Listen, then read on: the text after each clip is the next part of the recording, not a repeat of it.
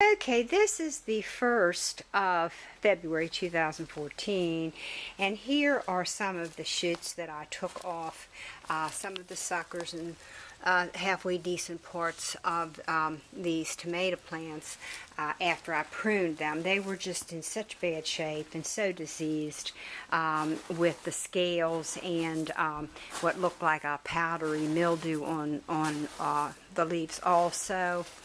So here's some that I left for my husband after I took and butchered these down this side here, and they just look like some sticks going on. And so I left these over here for my husband to work on, that maybe he won't take and do such a butchering job like I did.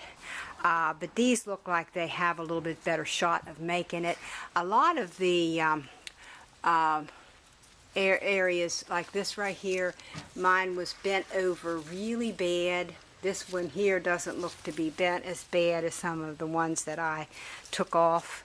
And then there were areas, well, see, like this here, I don't see where that's doing the plant any good, that long piece there.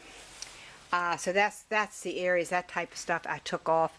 But like, and see how this one's terribly bent over. I just don't know that that's doing the plant any good. Here's another one. And so what I did on mine was I just took those off in hopes that maybe it'll do something now. But I really think that they were just so diseased. We just waited too long on doing something about them. And so these here, they might have a little bit better shot, but I just think really we'll have to just basically most likely have to start over with another batch of tomato plants and get them started. So, but for right now, we're just going to leave these be as they are. So anyhow, there's some romaine common and parsley and cilantro and I can't think what these, I can't think what this is called now. Cannot think what it's called.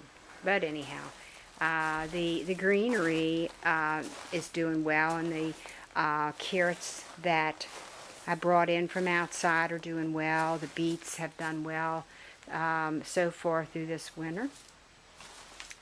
And over here in the window boxes, these little pepper plants that just look like tiny little sticks are coming along.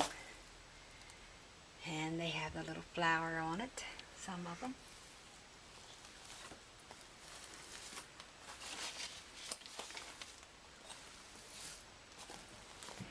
And here is the poor sick pepper plants, and these are the two issues that we've had really a battle with bugs and disease, is the peppers and the tomato plants.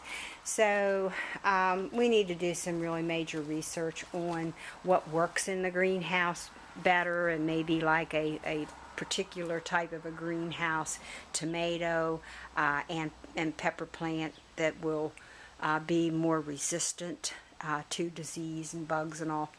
Right now, the herbs, they just seem kind of in their dormant stage. They're really not growing that much from the time that they were planted. So I just think they realize that it's winter, and they're just not going to do anything right now.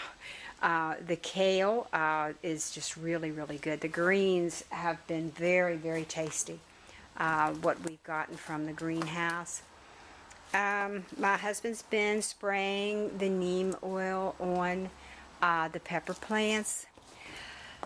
But boy, do they like to go right in the very crown or the top of the plants, and there's still so many bugs on them. So I know from now on in, hopefully we will get a handle on the bugs, try to be a little bit more in tune to watching for the bugs and trying to get them under control before they get so bad, because I think once they get really bad on the plant, they're really hard to control at that point.